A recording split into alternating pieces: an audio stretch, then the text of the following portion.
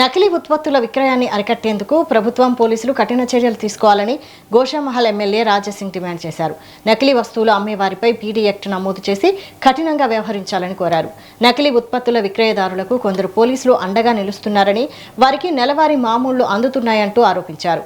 రాష్ట్ర DGP, Hyderabad police commissioner ఈ వ్యవహారంపై ప్రత్యేక దృష్టి సారించి సమర్థవంతమైన అధికారిని నియమించాలని సూచించారు.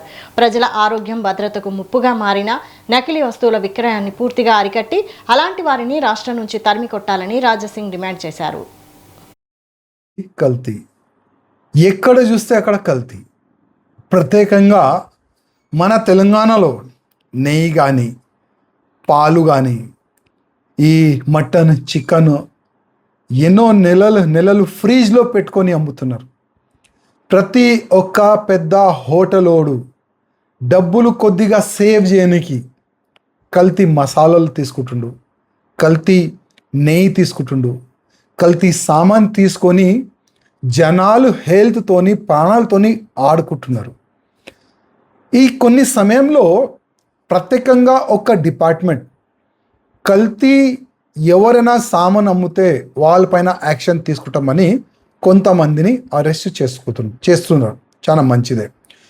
కానీ 3 days బ్యాక్ నా నియోజకవర్గంలో సుల్తాన్ బజార్ పోలీస్ స్టేషన్ లిమిట్లో దాదాపు హార్డ్వేర్ సామాన్ కానీ, ఎలక్ట్రికల్ సామాన్ కానీ మన ఈ సుల్తాన్ బజార్ పోలీస్ స్టేషన్ లిమిట్లో అమ్ముతారు. చాలా వరకు డూప్లికేట్ సామాన్ అమ్మే వాళ్ళు అరెస్ట్ కూడా అవుతున్నారు ఇదే పోలీస్ స్టేషన్ లిమిట్లో. 3 days బ్యాక్ మా కార్యకర్తనే హార్డ్వేర్ సామాన్ కొనడానికి పోయిండు, ఎలక్ట్రిక్ సామాన్ కొనడానికి వెళ్ళిండు.